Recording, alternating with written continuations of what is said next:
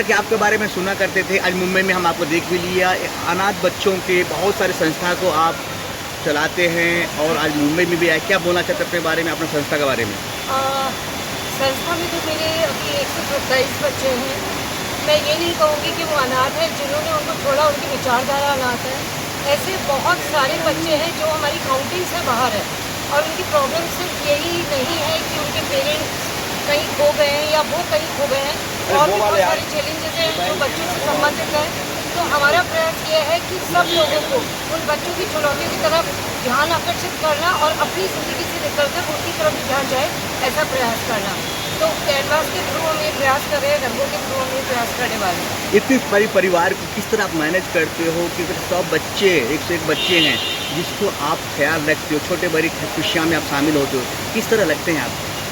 खुद को उनके लिए समर्पित कर देने से और अपनी चाहतों को उनकी चाहतों के साथ मैच कर देने से मुझे लगता है सब कुछ बहुत ईजी हो जाता है। मैनेज करने की जरूरत नहीं पड़ती, स्वाभाविक रूप से चीज़ें होने लगती है। दीदी, ये आपको प्रेरणा कहाँ से मिली ये सब करने की? बहुत साल पहले की बात है, मैं अपने होम टाउन जयपुर पहुंच रही थी और मैंने मेरी जो बस थी वो बस स्टैंड के पास में रुकी और मेरी छोटी सी बच्ची को कचरे के ढेर पे बैठे देखा और उससे मेरा आई कांटेक्ट हुआ। बस मैं वहाँ ठहर गई क्योंकि उसने बिल्कुल कपड़े नहीं पहने हुए थे और मुझे लगा फैशन डिज़ाइनिंग अपना कंप्लीट करने के बाद कि मैं किसके लिए कपड़े डिज़ाइन करने जा रही हूँ, यहाँ तो कपड़े ही नहीं पहने हैं।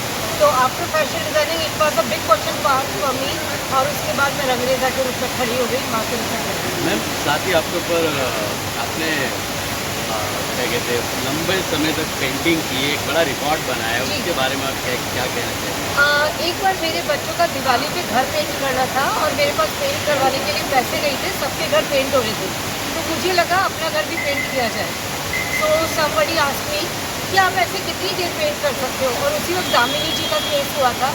तो मुझे लगा कि स्पॉन्टेनियस 72 घंटे, मैंने ये नहीं सोचा कि 3 दिन 3 रात होते हैं। मुझे लगा दामिनी जैसी कितनी बेटियां हैं जो सामने भी नहीं आए, जिनके केसेस, उनको लेकर, उनके केसेस को लेकर मैं क्यों ना लोगों का ध्यान आकर्षित करूं और इन बच्चों के लिए काम करूं।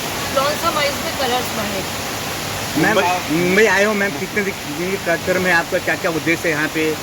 अभी मुझे यहाँ पर कोई लोकेशन फाइनल करनी है कि मैं कहाँ पर अपना 24 घंटे की मैराथन कर सकती हूँ, और ये भी डिसाइड करना है मेरी एक मैराथन नहीं होगी, क्योंकि एक मैराथन में कुछ नहीं हिलने वाला। मुंबई बहुत बड़ा है और मुंबई से बहुत बड़े बड़े लोग कनेक्टेड हैं और ये विषय उससे भी बड़ा है।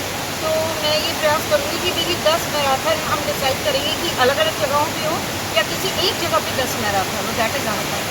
मैम, आप 100 से अधिक बच्चों का पालन पोषण ये सब कुछ आप कर रही हैं। आप अगर ये बताएं कि आपको पहला जो बच्चा है वो कहाँ मिला, बोला तो कहाँ मिला, कहाँ से आपको ये सुझाव आया, जरा घर बारे? रेलवे स्टेशन पर मुझे, मैं कच्ची बस्तियों में पढ़ाने जाया करती थी, तो एक बार रात को ट्रेन से किसी ने एक बच्चे को सड़क मतलब वहीं पर रेलवे साइड पे छोड़ दिया। जब मैं नेक्स्ट डे वहाँ पर उन बच्चों के लिए गई आर्ट वर्क वगैरह सिखाने, देन उन्होंने कहा आप इसे भी अपने साथ क्यों नहीं ले जाती, इसका कोई भी नहीं।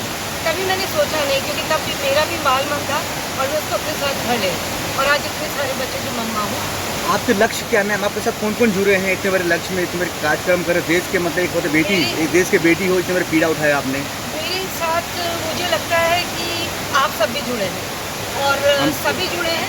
मुझे लगता है जिसके दिल में धड़कन का एहसास है वो सभी मेरे साथ जुड़े हुए हैं। कोई भी नहीं चाहता कि कोई भी बच्चा सड़क पर रहे, सबको दुख होता है, बस कोई एक कदम चल पाता है, कोई नहीं। तो जो थोड़ा भी चाहता है वो बस चलने लगे हमारे साथ, यही हमारा मिशन है। आखिरी सवाल, भारत सरकार से आपसे कुछ सहयोग मिल रहा है या मोदी तक आपको ये बात पहुंचा कि एक भारत के बेटी इतनी नेक काम कर रहे हैं, ऐसे कुछ बातें आप तक पहुँचे हैं? देखिए, उन तक मेरी बात पहुंची या नहीं पहुंची मैं नहीं जानती, लेकिन मैं अपना काम सतत रूप से कर रही हूँ, क्योंकि बच्चे तो है ना, कोई ध्यान देगा नहीं देगा, कोई दे रहा है नहीं दे रहा है, मेरी और मेरे बच्चों की या अनजाने बच्चों की आंखें मुझसे और मेरी आंखें उनसे मिली हुई है, दैट्स इनफ फॉर मी। हम उम्मीद करते हैं मैम कि ये आपके बातें, आपका मिशन ना भारत सरकार मोदी तक पहुँचे, आपके और सहयोग मिले, तो क्या सोचते हैं आप लोगों के सहयोग से जरूर पहुँचेगा। Media is fourth pillar and most important pillar. तो मुझे लगता है आप लोगों के द्वारा बात जरूर पहुँचे। मुंबई में टीटू जी जुड़े हुए हैं आपके साथ, और कौन कौन लोग जुड़े हैं जिनका आप नहीं जुड़े क्या? नहीं, हम यहाँ से जुड़ गए हैं आपके साथ। सभी जुड़े हुए हैं मेरे से। आप सब जुड़ रहे हैं। ये जो मिशन है ना, वो दीदी का अकेला नहीं है, पूरे किसी- हम ही सभी का मिशन है। क्या किसी का बात नाम ले देने से हम गड़बड़ कॉमन हो जाएगी। मैन किया है कहानी। Thank you. Thank you. कहना चाहेंगे आज दीदी मुंबई आई है? सबसे पहले कहना चाहूँगा इनका बहुत बहुत स्वागत है मुंबई शहर में, माया नगरी में। और दीदी जिस मिशन के लिए इस शहर में आई है, वो मिशन कामयाब होगा, क्योंकि हम सब जुड़े हुए हैं। आप मीडिया वाले भी, हम जैसे एक्टर लोग भी, इंडस्ट्री भी, और जो भी दूसरी इंडस्ट्री से ताल्लुकात रखते हैं सारे लोग जुड़े हैं। बस दीदी का 2-3 दिन का जो प्रवास है, इसमें तय करना है हमें पेंटिंग शोज़ कहाँ और कब कैसे कैसे करने हैं। इसी मंथन के लिए, विचार के लिए आए हैं। कुछ लोगों से मिलेंगे, कुछ राजनीतिक लोगों से भी गुहार लगाएंगे कि हमारे काम में वो लोग सहयोग करें। कुछ मैं मेरी फिल्म इंडस्ट्री के लोगों से बोलूँगा कि वो दीदी को सहयोग करें। और ये पुनीत कार्य है, बच्चा आपके शहर में नहीं, बच्चा पूरे वर्ल्ड में मिलेगा आपको, क्या बात है ना। तो उन बच्चों की जिम्मेदारी कोई ना कोई तो लेगा। और दीदी ने जैसे बीड़ा उठा रखा है बच्चों के लिए, तो हम सबको भी थोड़ा थोड़ा प्रयास करेंगे तो सफलता ज़रूर मिलेगी। दीदी जी, हम भी आपसे जुड़ गए हैं। आपको मिशन कामयाब हो, हमेशा आपके साथ में best of luck. Thank you. Last question, ये कहाँ पे है आपका ये? मैं यही डिसाइड करने आई हूँ, मैरिन ड्राइव कैन बी नहीं, अ अभी नहीं, जो आपका बच्चों को आप संभालते हैं। जयपुर में है, लेकिन पूरे भारतवर्ष में बच्चे हमारे यहाँ आते हैं।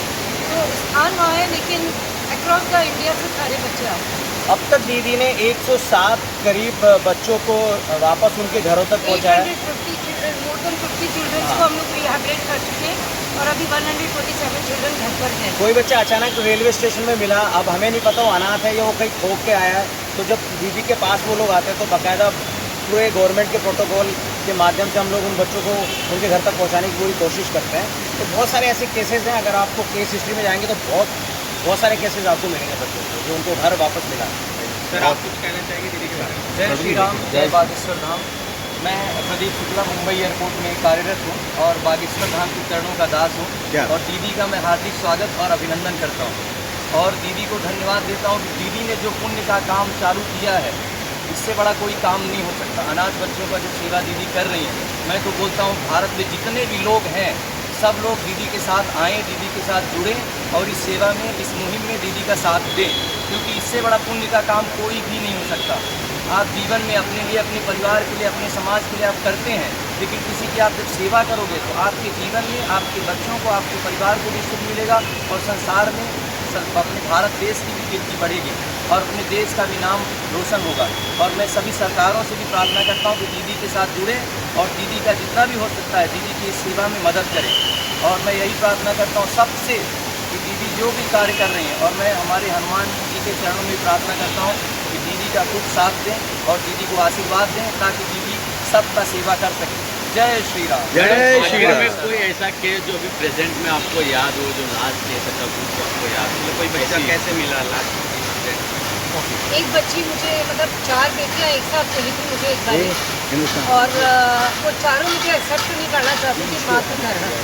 और ये बहुत बड़ी बात थी, क्योंकि बच्चों को मैं मिली, लेकिन उनकी माँ की कुछ ही समय पहले डेथ हुई थी और वो मुझे माँ के रूप में बिल्कुल स्वीकार नहीं करना चाहती थी। तब मैं बहुत सारी चूड़ियाँ पहनती थी और उस बच्ची ने मेरे से सडन इस बहाने दोस्ती की, अपनी 3 बड़ी बहनों को कहते हुए कि अपनी मम्मा भी ऐसी चूड़ियाँ पहनती थी। वो तोतला बोलती बच्ची। आज वो बच्ची एमकॉम फाइनल ईयर में है और सारी बच्चियाँ अपने पैरों पे खड़ी हैं। उनमें से 2 की शादी भी हो गई, दे आर सेटल नाउ। तो वो हमेशा लगता है कि हम रोटी, कपड़ा, मकान, शिक्षा, दवाई सब कुछ दे सकते हैं, लेकिन जो मेंटल और इमोशनल ट्रॉमा होता है उसको भरने के लिए हम क्या कर सकते हैं, ये एक बहुत बड़ा सवाल है। लक्ष्मण जी, मैडम एक